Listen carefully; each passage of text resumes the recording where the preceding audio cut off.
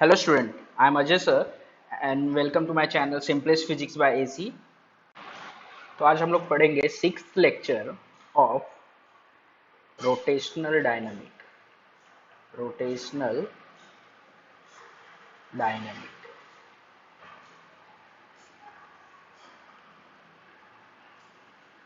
तो स्टूडेंट जैसा कि तुमको पता है हम लोग ने पहले से इस चैप्टर में बहुत कुछ कर लिया है। सर्कुलर मोशन वाला पार्ट फिनिश कर लिया। सर्कुलर मोशन वाला पार्ट हमारा फिनिश हो चुका है और हमने स्टार्ट किया रोटेशनल मोशन। और रोटेशनल मोशन में मैंने लास्ट टाइम तुमको क्या पढ़ाया था, दो चीजें पढ़ाया था मैंने। एक तो मैंने बताया था काइनेटिक एनर्जी कैसे फाइंड करते हैं, kinetic energy of a rotating body. Rotating body तुमको याद होगा, अगर वीडियो देखे होगे तो, नहीं देखे हो तो डिस्क्रिप्शन में इस वीडियो के दिया हुआ है पिछली सभी वीडियोस का इस चैप्टर से रिलेटेड, तो वहां जाके तुम लोग अच्छे से वो देख सकते हो। ठीक है, और फिर सिक्स्थ वाले पे जाओ, मतलब प्रेजेंट वीडियो पे आओ, क्योंकि जब तक पीछे वाला पार्ट नहीं देखोगे तो तुमको इंटरेस्ट नहीं आएगा चैप्टर में, और बेसिक्स नहीं होगा तो तुमको एक लिंक भी नहीं बन पाएगा स्टडी करने, कंटिन्यूटी नहीं आ पाएगी। ओके, सो देखो, kinetic energy of rotating body. Kinetic energy of what, rotating body. तो ये क्या आया था, मैं एक शॉर्ट में तुमको कुछ याद दिला देता हूँ पिछली वीडियो का। एक मैंने ऐसे रिजिड बॉडी लिया था, रिजिड बॉडी, और ये एक्सिस ऑफ रोटेशन था उसमें, और इसे मासेस कंसिडर किए थे, एन नंबर ऑफ मास। और ये डायग्राम ड्रॉ करके मैंने फाइनली क्या फाइंड किया था, फाइनली फाइंड किया था कि kinetic energy of a rotating body, kinetic energy of a rotating body is equal to half into I omega square, where I is the moment of inertia, moment of inertia। देखो मैंने last video में भी बताया है, अभी एक बार discuss कर लेता हूँ। Moment of inertia is the very important factor in rotational motion, because if we know moment of inertia of a body, then only we can understand how much torque we require to rotate a body, right? And then we can say that the what will be the energy of the rotating body। so देखो हम लोग I कैसे find करेंगे, moment of inertia is also defined as summation of MIRI square, where I is vary from 1 to n, 1 to capital. Okay, n क्या है, n number of constituents particle. यहाँ पे n particle से बना हुआ, तो मतलब फाइनाइट नंबर ऑफ पार्टिकल से बना हुआ ये बॉडी, ऐसा कंसीडर कर रहे थे हम लोग। और उसकी वजह से यहाँ पे n लेते हैं हम लोग, n नंबर ऑफ पार्टिकल्स है वहाँ पे, और ये इनर्शिया को डेफिनेशन दिया। तो लास्ट टाइम मैंने डेफिनेशन किया था तुम्हारा, डेफिनेशन, और उसके बाद में मैंने उसका यूनिट एंड डायमेंशन भी बताया था, यूनिट एंड डायमेंशंस, और साथ ही साथ मैंने उसका सिग्निफिकेंस भी बताया था, significance of moment of inertia. क्या significance of moment of inertia, मतलब मोमेंट ऑफ इनर्शिया का इंपॉर्टेंस क्या हमारे लिए, वो कितना जरूरी होता है, राइट? तो अभी एक बार फिर से देख लेते हैं हम लोग उसका सिग्निफिकेंस क्या है। तो importance of inertia, importance of moment of inertia, M I, right? So एक बार फॉर्मूला में अगर बताओ, इसका फॉर्मूला होता है summation, right? Summation of mass, product of mass of constituent particle into and square of the distance, square of the distance where I is varying from 1 to n। But इसको हम लोग integration के form में भी लिख सकते हैं, right? हम लोग किसी भी बॉडी का हम लोग कैसे फाइंड करते हैं मोमेंट ऑफ इनर्शिया, इंटीग्रेशन का हेल्प कर लेके फाइंड कर लेते हैं हम लोग। तो इसमें mass is d m, and ये आर होता है r square d m, right? तो ये इंटीग्रेशन के फॉर्म में भी इस फॉर्मूले को लिख सकते हो, तो याद रखना, क्योंकि इंटीग्रेशन तुम्हारे मैथ्स में तुम सॉल्व करते हो, फॉर्मूलेज अप्लाई करके इजीली सॉल्व कर लेते हो। तो यहाँ पर भी हम लोग ये सब फॉर्मूलेज यूज करने वाले। Summation is equivalent to integration. तो समेशन का, इंटीग्रेशन का यूज करके भी मोमेंट ऑफ इनर्शिया हम लोग किसी भी बॉडी का फाइंड कर सकते हैं। जैसे ही मैंने तुमको लास्ट टाइम बताया था एक एग्जांपल, सपोज हम लोग के पास एक रॉड है, उसको हम लोग दो डिफरेंट डिफरेंट एक्सिस से घुमा रहे हैं, दोनों आइडेंटिकल रॉड है, सपोज देखने में तो मैं छोटा बड़ा दिख रहा है, रुको एक जैसा ड्रॉ कर देता हूँ। तो दो आइडेंटिकल रॉड है हमारे पास, ओके?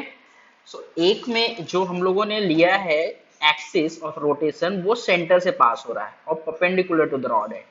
एंड यहाँ पर जो एक्सिस ऑफ कंसिडर कर रहे हैं हम लोग, ये यहाँ पर, ये दोनों केस में रॉड सेम है, आइडेंटिकल रॉड है, मास सेम है, लेंथ सेम है रॉड का, बट हमको पता है इनर्शिया में एक्सिस से मास का डिस्टेंस कितना है उस पर भी बहुत कुछ डिपेंड करता है।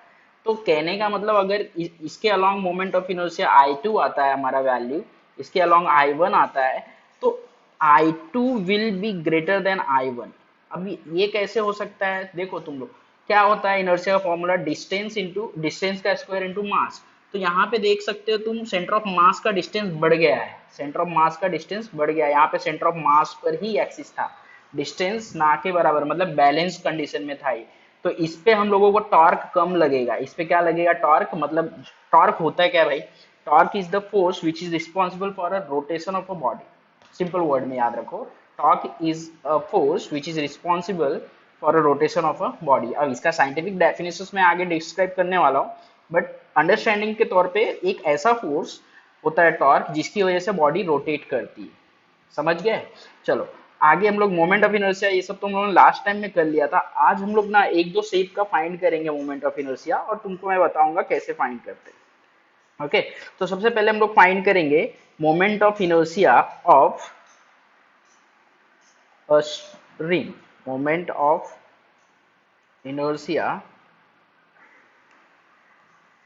inertia of a ring।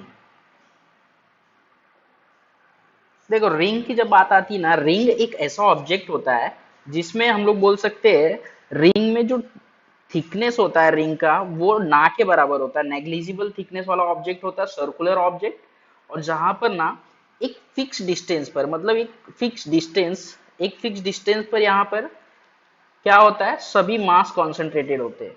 अभी रिंग शेप क्या होता है, रिंग एक टाइप का ज्योमेट्रिकल शेप है। इस शेप का बैंगल्स पहनते हैं घर में लोग, बैंगल्स पहनते हैं, कड़े पहनते हैं अपने हाथों में। और ऐसे रिंग का भी शेप, राउंड शेप का रिंग होता है, उसका भी शेप, एक यूनिफॉर्म रिंग की बात कर रहा हूँ मैं, तो उसका शेप के बारे में बातें कर रहा हूँ। तो ये क्या होता है,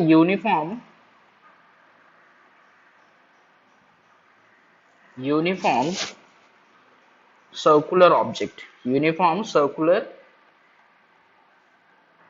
ऑब्जेक्ट ऑफ negligible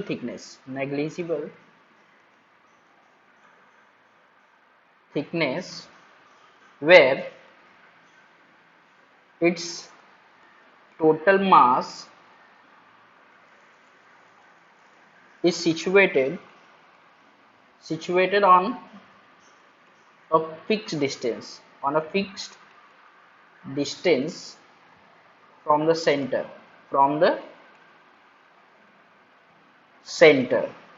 समझ गया? इसका मतलब बताता हूँ।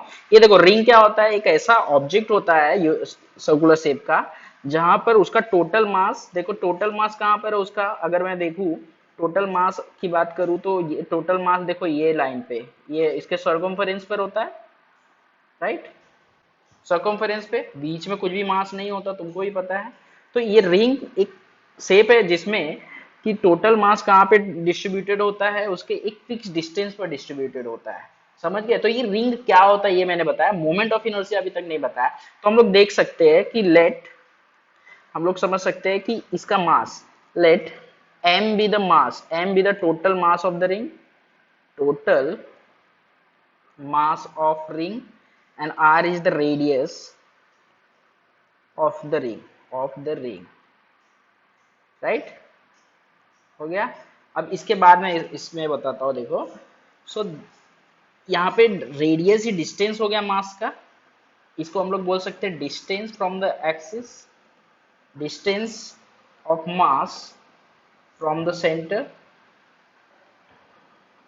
बट इसमें डिस्टेंस लेने के पहले हम लोगों को क्या कंसिडर करना पड़ेगा, एक एक्सिस कंसिडर करना पड़ेगा कि एक्सिस कौन सा। तो एक रिंग एक बार फिर से ड्रॉ करता हूँ, ये ऐसा रिंग है, और इसमें हम लोग देख सकते हैं ये यहाँ पे जो इसका सेंटर है वहां से पास होता हुआ एक एक्सिस हम लोग कंसिडर कर रहे हैं, जो कि उसको प्लेन को परपेंडिकुलर है, axis of rotation.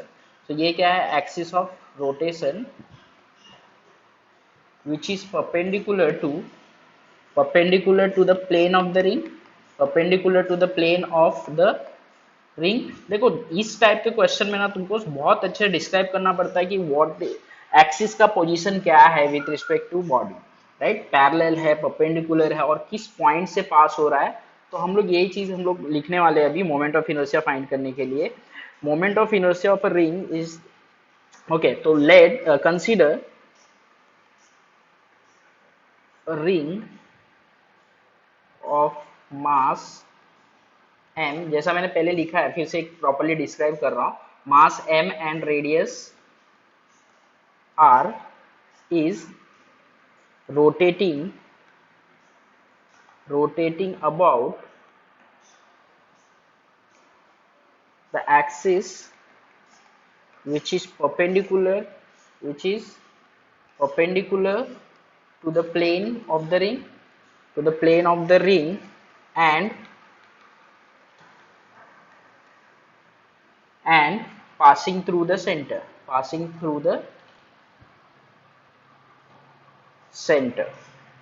the ring, right? So since यहाँ पे ज्यादा हम लोगों को लिखना नहीं पड़ेगा क्योंकि ये यूनिफॉर्म शेप है और मास एक फिक्स डिस्टेंस पर है। तो since mass m is situated at a fixed distance,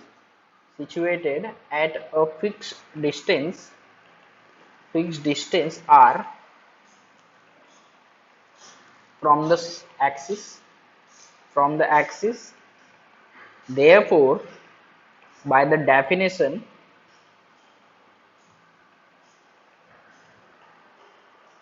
of mi, moment of inertia, I will be mr square, मतलब मास, टोटल मास इंटू डिस्टेंस। मास एक फिक्स डिस्टेंस पर है तो मैं बोल सकता हूँ for ring it is mr square, ऐसा क्यों लिख रहा हूँ मैं यहाँ पे रीजन दे देता हूँ।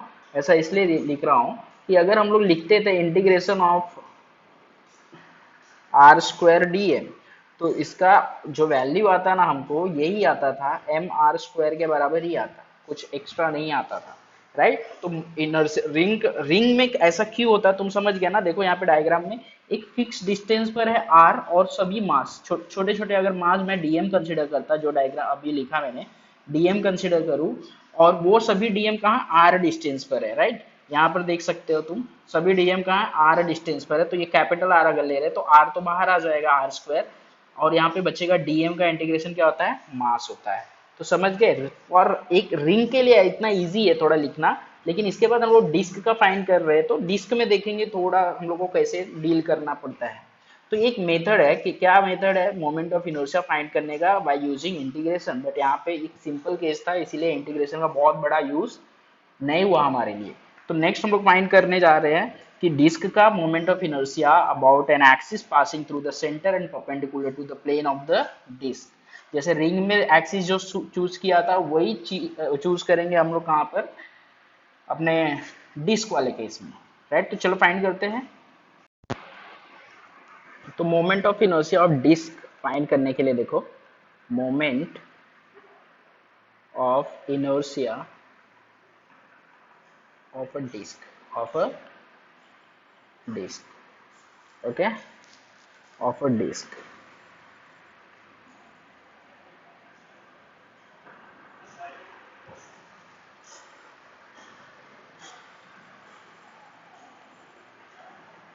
देखो थोड़ा डिजाइन कर देता हूँ, थोड़ा सा हेडिंग है इसके लिए, हाईलाइट कर देता है इसको, ओके। अब इसके आगे देखेंगे हम लोग डिस्क होता क्या है। सबसे पहला क्वेश्चन तुमको ये आना चाहिए कि what is a disc. Disc तुम देखे हो, तुम यूज करते हो, मुझे पता है, लेकिन होता है क्या एक्चुअली, उसको साइंटिफिकली कैसे डिफाइन कर सकते हैं। साइंटिफिकली बहुत ही इजीली हम लोग उसको डिफाइन कर सकते हैं। सपोज मैं एक कंसिडर कर लेता हूँ डिस्क, ये देखो ये हमारे एक डिस्क ड्रॉ कर देता हूँ तुम्हारे रेफरेंस के लिए। ये अब बोलोगे ये डिस्क कहाँ, ये तो रिंग जैसा ही दिख रहा है। ओके, थोड़ा मतलब रिंग जैसा ही दिखेगा वो, लेकिन उसमें और क्या चेंजेस हो तो बता देता हूँ। तो इस साइड में बनाता हूँ, ये देखो, नहीं ये मेरा सर्कल बराबर नहीं आ रहा है, रुको रुको, ट्राई कर रहा हूँ थोड़ा सा डिजाइन करने की। हाँ अब थोड़ा ठीक ठाक आ गया है, चलो इसमें काम चला लेते। ओके, तो ये देखो ये रिंग जैसा ही दिख रहा है, बट ये रिंग जैसा नहीं है। इसको हम लोग को समझना पड़ेगा कि इस ये क्या होता है, ये पूरा कंप्लीट होता है, 2 डायमेंशनल होता है, मतलब प्लेट होता है। क्या होता है? प्लेट होता है, प्लेट जैसा। प्लेट यूज करते हो ना घर में, खाना खाने के लिए भी प्लेट यूज होता है और बहुत सारी चीज़ों के लिए यूज होता है इस टाइप के शेप में। ओके, तो रिंग शेप तुम देखे हो बहुत अच्छे से और यूज भी करते हो, मतलब ये पॉसिबल है, तुम इजीली उसको रिंग को पा सकते हो। और मैं जो बता रहा हूँ उसको ऑब्जर्व कर सकते हो। क्या ऑब्जर्व कर सकते हो?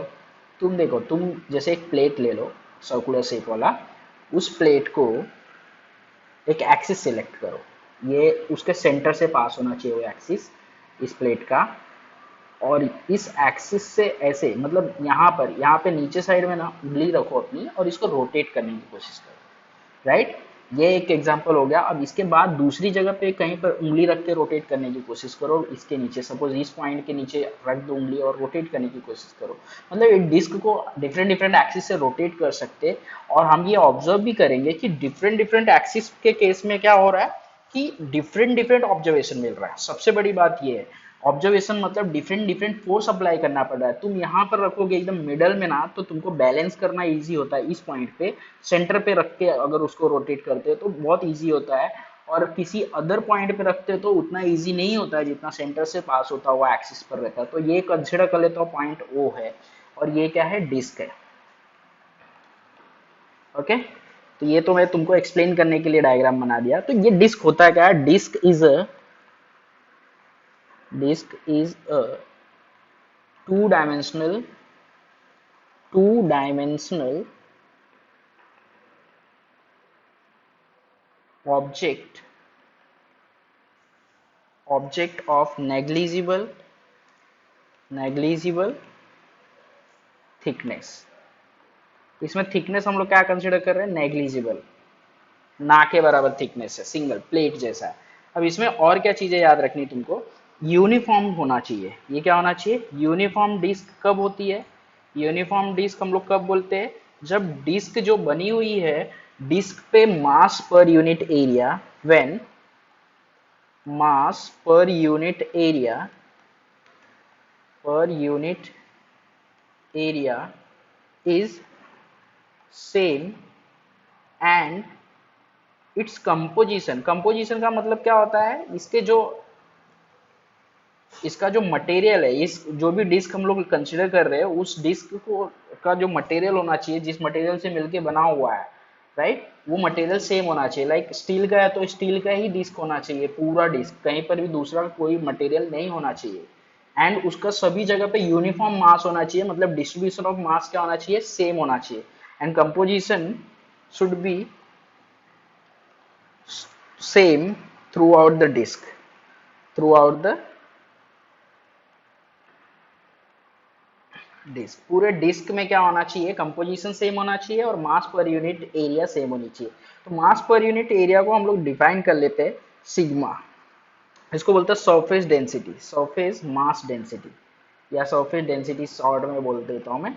Surface density sigma is equal to total mass of the ring, mass upon area, right. तो मास अपॉन एरिया यूनिफॉर्म में, मतलब एक पर्टिकुलर एरिया का ले रहे हैं हम लोग, तो sigma is equal to total mass of the ring upon pi r square. इसको नोट करके रखो, ये डेरिवेशन का पार्ट बनने वाला आगे चल के। ओके, मास अपॉन एरिया, एरिया क्या होता है? सर्कुलर शेप है ना भाई, तो पाई आर स्क्वायर, ऐसे याद रखो, सर्कुलर शेप है तो। ठीक है, चलो नेक्स्ट हम लोग क्या करने वाले हैं? डिस्क रोटेट कर रही है, समझ में आ गया। अब उसमें क्या करने वाले वो तो ड्रॉ करना पड़ेगा ना। तो चलो देखता हूँ, ये डायग्राम एक बार फिर से ड्रॉ कर लेते हैं हम लोग। ये डिस्क हो गया तुम्हारा सपोज। लेकिन तुम जानते हो डिस्क बनती कैसे? तुमको पता है, ये बहुत सारे, देखो छोटे छोटे रिंग को ऐसे मिला के डिस्क बना हुआ है। तुम समझ सकते हो, छोटे छोटे रिंग को, रिंग से फॉर्म होता होगा ऐसा। अगर हम लोग जो कि डिस्टेंस उसके बीच में इक्वी डिस्टेंस है, और ये गैप में भी रिंग होता है, ऐसा कंसिडर कर लो, ये कंटिन्यूस रिंग होता है। तो रिंग का ही फॉर्मेशन है। इसको अगर मैं डेरिवेशन के तरीके से बनाऊं जो तुमको ड्रॉ करना है एग्जाम में, तो उस केस में तुमको कैसे ड्रॉ करना है? ऐसे और ये। और इसमें तुम जानते हो हम लोग इंटीग्रेशन मेथड यूज करने वाले। तो इंटीग्रेशन मेथड के लिए हम लोग पहले कोई भी बॉडी को छोटे पार्ट में डिवाइड करते हैं। राइट। तो छोटे से पार्ट में इसका कंसिडर करता हूँ, छोटा रिंग, जैसे मैंने यहाँ पे बताया ना, ये रिंग है, बहुत सारा रिंग है यहाँ पर। तो यहाँ पर मैं एक छोटा सा रिंग कंसिडर करता हूँ ऐसे। रुको थोड़ा और अच्छे ड्रॉ कर देता हूँ। छोटा सा रिंग कंसिडर करने वाला हो इस पोजीशन पे ऐसे, और उसका थिकनेस भी लेने वाला हो। रिंग है तो थोड़ा यहाँ पे थिकनेस लेने वाला हो, थिकनेस मतलब विड्थ बोल सकता हूँ, यहाँ पे थिकनेस नहीं। ओके। अब देखो ये रिंग हो गया अपना छोटा, और ये एक छोटे से रिंग का हम लोग फाइंड कर लेंगे जिसका मास dm है। तो इस रिंग पे क्या हो रहा है देखो, छोटा सा मास भी कंसिडर कर लेते हैं, थोड़ा स्लोली समझो। ये इंटीग्रेशन फॉर्म में लाने के लिए हम लोग सब कुछ कर रहे हैं। तो छोटा सा मास ये कंसिडर करते हैं। पहले तो रिंग कंसिडर किया जिसका रेडियस r लिया हम लोगों ने, और ये छोटा सा मास dm कंसिडर किया, और इसका जो विड्थ हो रहा है, ये मास तो dm है, ये जो विड्थ है वो विड्थ है dr। ओके, ये विड्थ है dr। तो टोटल मास कितना हो जाएगा, क्या बोल सकते हैं हम लोग? चलो देखें, सॉल्व करते हैं। पहले इसको डिस्क्राइब कर लेता हूं। Let a small ring is let a small ring is situated at distance r from the axis of rotation। Axis के बारे में लिखना है तो क्या लिखोगे, जो पहले लिखा था, axis perpendicular and passing to the centre of mass, r from the axis of rotation, okay, where dm where dm be the infinitesimal mass of the string, mass of the ring, right, mass of the ring of length dr। समझ गए? तो ऐसे हम लोगों ने क्या किया, dr dm को डिफाइन कर लिया, r भी क्या है वो भी बता दिया। अब बहुत ही सिंपल हो गया है यहाँ पर इसको सॉल्व करना। तो यहाँ पर भी हम लोग वही बातें करेंगे जो पहले, मतलब लॉजिक क्या लेना है, density is equal to mass upon area, density is equal to mass upon area. देखो अब इसके अकॉर्डिंग क्या हो जाएगा, मास पर यूनिट एरिया, इसके according therefore mass per unit area of this ring, जो रिंग हम लोगों ने सिलेक्ट किया उसका। अब कर क्या रहे भाई, ये हम लोग ना बहुत ही सिंपल प्रोसेस कर रहे हैं। ये जो रिंग दिख रहा है तुमको डायग्राम में, ये राइट सेकेंड वाले डायग्राम में, ये रिंग का फाइंड कर लेंगे। तो इस रिंग का जितना भी इनर्शिया होगा इसको इंटीग्रेट करेंगे इतने आर के लिए, पूरा यहाँ से यहाँ तक के लिए इंटीग्रेट करेंगे, और टोटल मोमेंट ऑफ इनर्शिया मिल जाएगा हम लोगों को। राइट, प्रोसेस समझे? हम लोगों ने इंटीग्रेशन अप्लाई करना है, इसीलिए डीएम छोटा सा मास कंसिडर कर लिया, छोटा सा मास कंसिडर किया, उसके बाद उसका थिकनेस डी आर है। तो हम लोग क्या करने वाले हैं, देखो सिग्मा यहाँ पे फिर से लिखने वाले हैं, sigma is equal to mass, mass तो डीएम ही है, लेकिन एरिया कितनी है, टोटल रिंग का जितना सर्कम्फरेंस है इनटू उसका थिकनेस, तो ये हो गया उसका एरिया। राइट, तो यहाँ पे सिंपल वर्ड में इसको हम लोग लिख सकते हैं, इसको इक्वेशन नंबर 2 कंसिडर कर लेता हूँ। राइट, सो देयरफॉर अब यहाँ से मास अगर मुझे फाइंड करना है तो क्या क्या लिखूंगा मैं, sigma into 2 pi r into d r. Sigma, देखो ये इधर जाके मल्टीप्लाई कर दिया है, तो ये इक्वेशन नंबर 3 ले लेता हूँ इसको, बहुत ही सिंपल है। ओके, मास तो मिल गया और डिस्टेंस हम लोगों को पता है आर है, तो इंटीग्रेशन ले लो simply. So therefore inertia of this ring, inertia of this ring, moment of inertia बोलना, moment of inertia of this ring is IR, which is equal to, we know it by the definition, R square dm। right, ये कहाँ से लिखा हम लोगों ने, by the definition, by the definition। okay, okay, तो are square तो है अपने पास, आर स्क्वायर ही रहने वाला है यहाँ पे, और डीएम क्या होने वाला है, डीएम यहाँ पे पूरा, ये इक्वेशन नंबर 3 से हम लोग ले लेते हैं dm 2 pi r into sigma into d r. Okay, 2πr। लेकिन एक बात और है, यहाँ पे हम लोग क्या कर रहे हैं, इंटीग्रेट कर रहे हैं कहाँ से, जीरो डिस्टेंस से, एक्सिस से जीरो डिस्टेंस से आर डिस्टेंस तक, तभी तो ये टोटल रेडियस आर बनेगा डिस्क का, राइट। ओके, तो सभी डिस्क का एक साथ फाइंड कर लेंगे।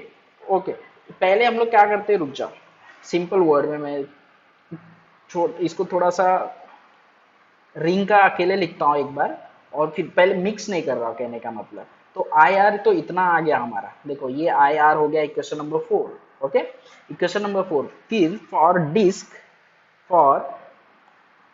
Disc moment of inertia will be I, moment of inertia will be I which is equal to integration. अब मतलब ये छोटे से, ये रिंग का है, और रिंग का जब इंटीग्रेट करेंगे तो किसका मिलेगा हम लोगों को, मिलेगा inertia, moment of inertia of disc. और उसमें लिमिट क्या लेना है, 0 टू आर, मतलब जीरो डिस्टेंस है, एक्सिस यहाँ पर है, सपोज ये रिंग है और ये डिस्क है ऐसे, और यहाँ पे एक्सिस से कितना, जीरो डिस्टेंस से आर डिस्टेंस तक बहुत सारी रिंग होगी यहाँ पर। तो इस रिंग का हम लोग इंटीग्रेट करके हम लोग निकालेंगे और उसका लिमिट 0 टू आर लेंगे। बहुत ही सिंपल है। अब इसके बाद देखो, बहुत ही सिंपली क्या क्या, जैसे सिग्मा कांस्टेंट है, 2 पाई भी कांस्टेंट है, यहाँ पे क्या बचता है बाकी, आर, ये आर इसमें मल्टीप्लाई हो जाएगा तो आर क्यूब हो जाएगा, और डी आर, जैसे एक्स क्यूब डी एक्स का फॉर्मूला लगा दो, एक्स क्यूब मतलब x raise to n plus one upon n plus one. तो इंटीग्रेशन मैं बता रहा हूँ 2 पाई। अब इंटीग्रेशन क्या लिखूंगा इसका, 0 टू आर, ऐसा लिमिट लिखते जाना। इंटीग्रेशन में क्या लिखूंगा, आर 3+1 अपॉन 3+1 0 टू आर। देखो ऐसे सॉल्व करते हैं इसको, सिग्मा 2 पाई, अभी आर रेस टू क्या हो गया, यहाँ पे 4 हो गया अपॉन 4। अब यहाँ पे 0 टू आर। अब देखो सिंपली क्या करना है, ये 0 और 4 का क्या करना है, लिमिट का क्या करते हैं, कैसे सॉल्व करते हैं वो भी देखो। अगर तुमको इंटीग्रेशन नहीं आता है, अभी नहीं सीखे होगे, तो उसके लिए बता रहा हूँ कि इसको पहले क्या करते हैं, ये अपर लिमिट बोलते हैं, इसको लोअर लिमिट। तो पहले हम लोग अपर लिमिट का वैल्यू इस कांस्टेंट की जगह, वेरिएबल की जगह पे रखते हैं, और फिर माइनस करके इसकी वैल्यू। तो देखो सिग्मा 2 पाई, ब्रैकेट के बाहर में कोई चेंजेस नहीं होने वाला अभी, जब तक लिमिट सॉल्व कर नहीं लेते हम लोग। तो लिमिट सॉल्व कर रहे हैं, तो देखो ये आर, पहले मैंने बोला अपर लिमिट, तो आर की जगह पे अपर लिमिट लेना है, raise to 4/4 minus lower limit, zero लोगे तो पूरा ही जीरो हो जाने वाला है। ओके, सो यहाँ पे फाइनली आएगा 2 pi into r raise to 4/4। Okay, अब देखो इसको इसको कैंसिल कर लिया तो 2 हो गया। ओके, तो sigma into pi r raise to 4/2, ये आ रहा हमारा finally.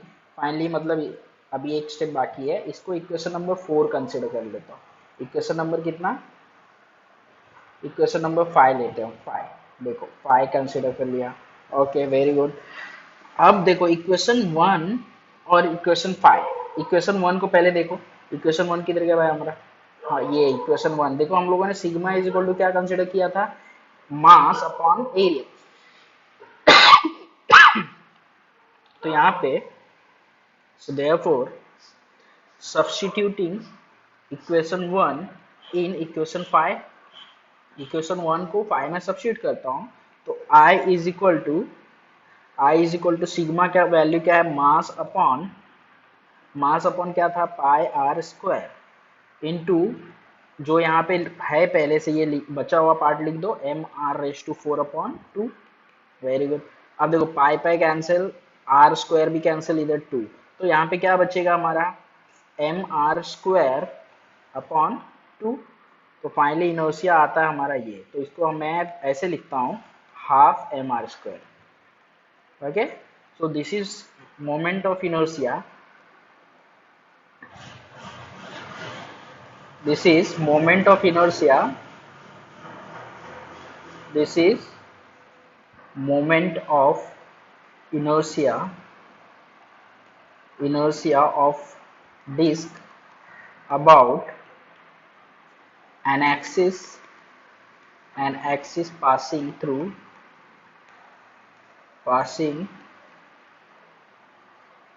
the center of it and perpendicular to the plane. समझे, परपेंडिकुलर टू द प्लेन। तो ये हो गया हमारा फॉर्मूला मोमेंट ऑफ इनर्शिया का। मोमेंट ऑफ इनर्शिया तो फाइंड कर लिया हम लोगों ने। Moment of inertia of ring क्या आया था हमारा, m are square. For disc क्या आया था, half M R square, right. अब और ऐसे ही हम लोग और भी फाइंड कर सकते हैं, हमारे टेक्स्ट बुक पे तो नहीं दिया है, लेकिन हमको अगर फाइंड करना हुआ और फाइनल इक्वेशन क्या आना चाहिए, अगर रॉड के लिए फाइंड कर रहे हैं हम लोग, तो रॉड का डायग्राम ऐसा हो सकता है, देख सकते हो तुम लोग।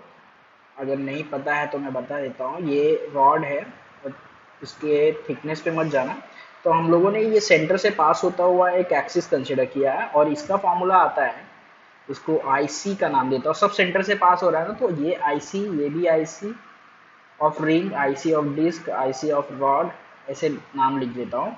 इसमें क्या आता है, M L square by 12, M L square by 12। L क्या है, लेंथ है, लेंथ ऑफ द रॉड, और M is mass of the rod, right. ऐसे ही स्फीयर का क्या आता है, स्फीयर का वैल्यू आता है 2/5 m are square, 2/5 m are square, right. Sphere के लिए ये स्फीयर है, राइट। स्फीयर और एक्सिस ऐसे पास हो रहा है, इसका एक्सिस पास हो रहा है, ये रेडियस है आर, ओके। सो ये स्फीयर के लिए। ऐसे ही हम लोग और भी चीज़ों के लिए फाइंड कर सकते हैं, और तुम्हारे टेक्स्ट बुक में एक टेबल दिया हुआ है लास्ट में। और इस सभी में क्या है, एक्सिस बहुत इंपॉर्टेंट है। एक्सिस कहाँ से चूज कर रहे हैं, ये लिखना बहुत जरूरी है और समझना बहुत जरूरी है। Axis passing through the center, passing through the center and perpendicular to the plane of the object, right।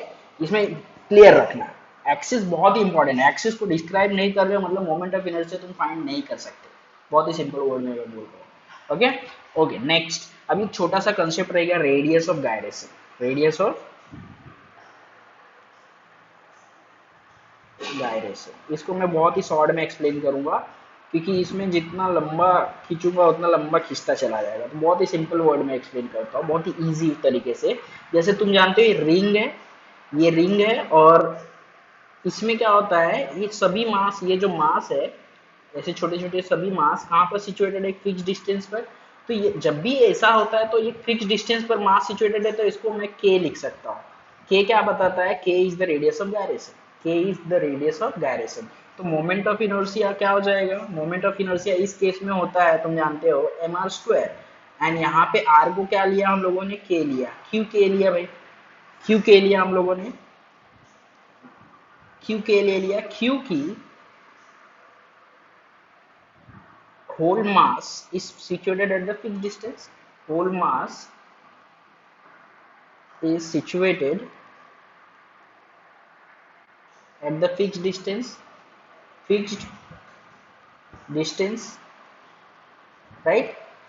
So radius becomes k, k is the radius of gyration, k is the radius of, जब भी कोई हम लोग को अगर बताया जाता है कि टोटल बॉडी का मास इतने डिस्टेंस पर सिचुएटेड है, तो हम लोग उसको क्या कंसिडर करते हैं, के, रेडियस ऑफ गायरेशन, ओके।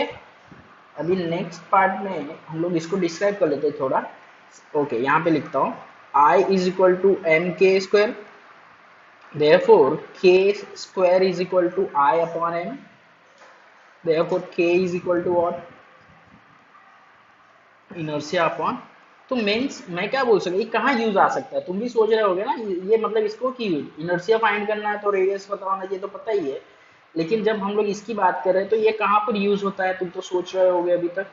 ये देखो बहुत ही सिंपल है, के जब इनर्शिया पता रहेगा, बॉडी का मास भी पता रहेगा, लेकिन मास कितने डिस्टेंस पर डिस्ट्रीब्यूटेड है ये नहीं पता रहेगा। तो इसको मैं सिंपली लिखता हूँ, इसका purpose to find distribution of mass, distribution of mass about the axis. एक एक्सिस के अबाउट मास कहाँ पर डिस्ट्रीब्यूटेड है उस बॉडी का, ये बताता अबाउट द एक्सिस। समझ गए। अब ये रेडियस ऑफ गायरेशन, रेडियस ही एक टाइप का, ये तुम जानते हो, are is equal to k. तो unit of k is equal to, मैं लिख सकता हूं under bracket kg metre square, kg metre square inertia का, और मास का kg, तो ये कैंसिल हो गया, तो ये क्या आ जाएगा अंडर ब्रैकेट मीटर स्क्वायर, और वैसे भी याद रखना ये रेडियस है तो मीटर। ओके, तो unit of k is equal to metre, और मीटर है तो इसका डायमेंशन क्या लिख सकते हो, L1 m0 t0। Okay, dimension of k clear है। रेडियस ऑफ गायरेशन समझ गए, कहाँ यूज होता है रेडियस ऑफ गायरेशन, याद रखो यहाँ यूज होता है, क्या करने के लिए, इसका एक्सिस फाइंड करने के लिए। ओके, उसका एक्सिस का फाइंड करेगा, डिस्ट्रीब्यूशन फाइंड करें, डिस्ट्रीब्यूशन ऑफ मास। तो इसको एक थोड़े और एक एग्जांपल लेके मैं सॉल्व कर लेता हूँ, मतलब एग्जांपल लेके हम लोग थोड़ा और इसको फिजिकल सिग्निफिकेंस इसका समझ लेते हैं। सो इम्पोर्टेंस ऑफ के, रेडियस ऑफ गायरेशन। ओके, तो दो एग्जांपल लेता हूँ, एक में रिंग ले लेता हूँ मैं, दूसरे में डिस्क ले लेता हूँ। ओके, तुम दे बोलोगे दोनों जगह एक ही बना के दो चीजें ले रहा है, नहीं, देखो डिस्क है तो ऐसा दिखा देता हूँ कि ये प्लेट है और ये हॉलो है, मतलब ये खाली है बीच में, और देखो यहाँ पे ये डिस्टेंस इसका आर है जो कि के बन जाएगा। ओके, और यहाँ पे डिस्टेंस ये यहाँ पे क्या है, के, नहीं के नहीं, यहाँ पे आर लेना पड़ेगा मुझे, यहाँ पे आर। ओके, आर, तो moment of inertia of disc और moment of inertia of ring, ये फाइंड करते, फाइंड क्या करते हैं हमको पता है, I R is equal to क्या होता है, हाफ एम आर स्क्वायर, नहीं हाफ, हाफ डिस्क में आता है ना। ओके, वेट वेट, हाँ एम आर स्क्वायर, और इसमें क्या आएगा, I K is equal to half M R square, half M R square. तो लेट पहले से कंसिडर कर लेते हैं k r and k d r the radius of gyration of disc and ring and disc, radius of gyration of ring, ऐसे लिख लेना, radius of gyration of ring and disc, okay respectively. तो हम लोगों ने कंसीडर कर लिया पहले से। सो देयरफॉर अगर फॉर्मूले पे जाओ, कौन से फॉर्मूले से, ये देख रहे हो ना फॉर्मूला, ये वाला, ये मेजर फॉर्मूला उसका, अंडर रूट इनर्शिया अपन मास, तो मैं ले लेता हूँ के आर का क्या लिखूंगा, inertia I R upon mass of the ring. Okay, mass of the ring, दोनों आइडेंटिकल है, ऐसा कंसिडर करते हैं, दोनों आइडेंटिकल है, सेम मास वाला है, एंड के डी मतलब radius of gyration of disc, I d upon m. Okay, so therefore k r का हम लोग फाइंड कर लेते, के आर क्या आएगा भाई, m are square upon m, देख सकते हैं, इसको कैंसिल करूंगा तो r आ जाएगा रूट के बाहर, और के डी में सॉल्व करूंगा वही चीज, तो के डी में आ जाएगा half M R square upon mass, mass mass cancel, ये आ जाएगा 1/√2 इंटू आर। ओके, तो तुम जानते कौन सा छोटा कौन सा बड़ा, k r is equal to r, इसकी वैल्यू जो होगी ना वो जीरो से भी कम होगी डिस्क की, और रिंग की वैल्यू तुम अगर कंपेयर कर रहे हो, देयरफॉर मैं अगर कंपेयर करूं तो k r upon k d is equal to r upon 1/√2, r r r cancel, तो √2 upon 1। Okay, so k r is equal to √2 into k d. यहाँ पे हम लोग बोल सकते हैं किसका रेडियस ऑफ गायरेशन ज्यादा है भाई, किसका रेडियस ऑफ गायरेशन ज्यादा है, के आर किसके बराबर है, के आर किसके बराबर है, √2 इंटू मतलब 1.414 के आसपास है। ओके, के आर, तो इससे क्या समझ में आता, अब ये देखो ये सब कहानी बनाने का क्या मतलब, इससे क्या समझ में आता, तुम सोच रहे होगा ना मन में, इससे क्या निकला, देखो क्या निकला मैं बताता हूँ, ये निकला कि हम लोग जानते हैं ये रिंग था हमारा, मास दोनों का सेम है, रेडियस दोनों का सेम है, लेकिन डिस्ट्रीब्यूशन ऑफ मास ना उससे दूर है बहुत, और एक फिक्स डिस्टेंस पर है, लेकिन डिस्क में जो डिस्ट्रीब्यूशन ऑफ मास है ना वो कंटिन्यूसली है, इसीलिए इसका रेडियस ऑफ गायरेशन क्या आ रहा है, कम आ रहा है, राइट, मतलब डिस्ट्रीब्यूशन ऑफ मास कंपेरेटिवली कम डिस्टेंस पर है यहाँ पर, समझ गए। So k r is greater than k, very much greater than तो नहीं लिख सकते, एक ही लिखना है, k r is greater than k d, या फिर k d is less than k r, radius of gyration of disc is less than radius of gyration of ring, because of distribution of mass. तो mainly इसमें हम लोग क्या find कर रहे हैं, distribution of mass he discuss कर रहे हैं। ओके, समझ गया ना, यहाँ पे क्या किया मैंने, कंपेयर किया और रेडियस ऑफ गायरेशन के बारे में बताया। Okay, so thanks for watching this video. अगर आपको वीडियो अच्छी लगी हो तो लाइक करो, शेयर करो, और भी वीडियोस के लिए मेरा चैनल सब्सक्राइब करो, सिंपलेस्ट फिजिक्स बाय एसी। चलो, थैंक यू, बाय बाय।